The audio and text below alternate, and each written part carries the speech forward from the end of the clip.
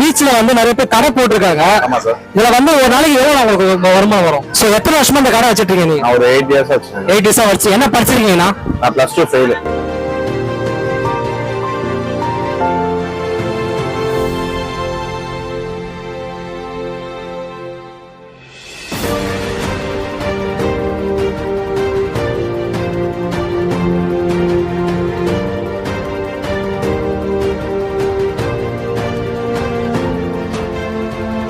சின்ன சேனலு எதா இருந்தாலும் அது கொஞ்சம் ஆதரவு கொடுங்க.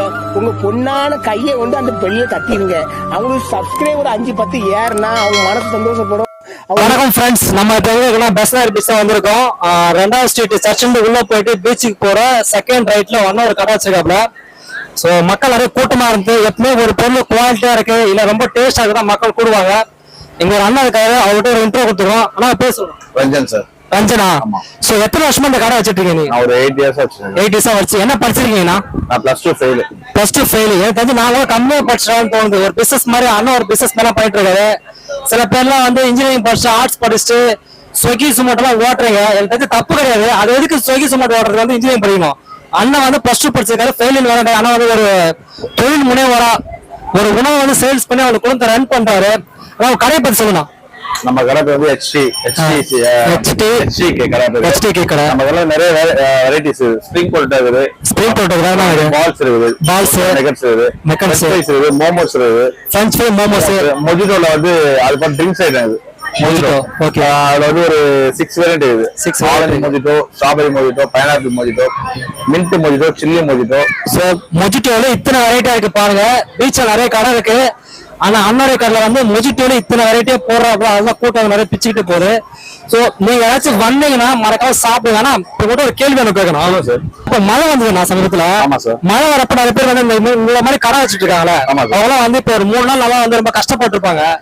இந்த இப்ப அந்த லாஸ்ட் நாள் அந்த டிசம்பர் மாதம் எப்படி நான் கஷ்டப்பட்டீங்க கடையில? கண்டிப்பா அது ஒரு 3 நாள்ல ஒரு 10 டேஸ் மேல கஷ்டமா இருந்தது. ஃபுல்லா தண்ணி ஆயிடுச்சு.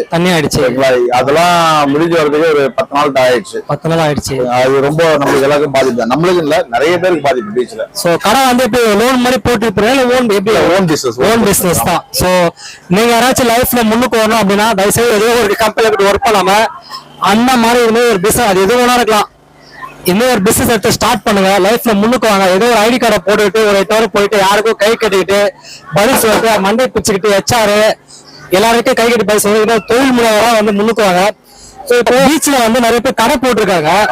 இதுல வந்து ஒரு நாளைக்கு எவ்வளவு உங்களுக்கு வருமானம் வரும்? வரும் சார். நார்மலா நம்ம ஃபேமிலி ரன் பண்ற மாதிரி வரும்.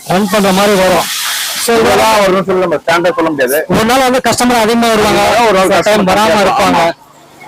சரிண்ணா. இப்போ வந்து இப்போ உங்க பசங்க என்ன இருக்காங்கண்ணா? எனக்கு வந்து இது ஒர்க் பண்ற பசங்க இருக்காங்க. உங்க பசங்க 3 பசங்க இருக்காங்க. என் பொண்ணு வந்து 10th படிக்கிறா. ஓகே. சின்ன 8th படிக்கிறா. ஓகே. அப்புறம் பசங்க என்னதான் படிக்கணும்னு ஆசை உங்களுக்கு?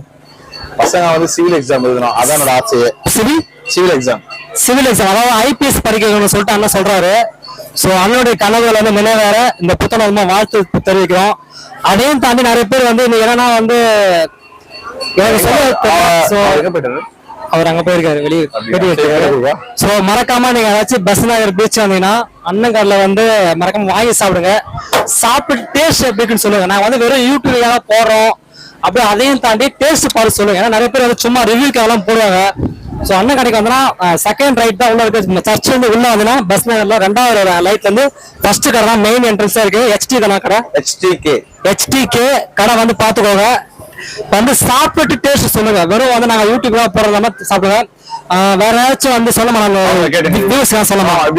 சிஸ்டர் வாங்க. சோ நீங்க வந்து ஃபுட் கடை அண்ணன் சப்போர்ட் பண்றீங்க. இந்த சொசைட்டிக்கு என்ன சொல்லணும்னு ஆசைப்படுறீங்களா? நீங்க என்ன வந்து அச்சீவ் பண்ணணும், இது வந்து நான் ரிசர்வேஷன் அச்சீவ் பண்ணணும் அப்படின்றத வச்சிருக்கீங்களா? எல்லாரும் வந்து IT கம்பெனி அந்த மாதிரி போயிட்டு வேலை செய்யறாங்க போடுறாங்க. இப்ப நம்ம கிட்டே கைத்தொழில் இருக்கு நிறைய, சாப்பாடு வியாபாரம் பண்ணலாம், இந்த மாதிரி மாமஸ் கடை, இந்த மாதிரி ஸ்பின் பொட்டேட்டோ இதெல்லாம் போடலாம்.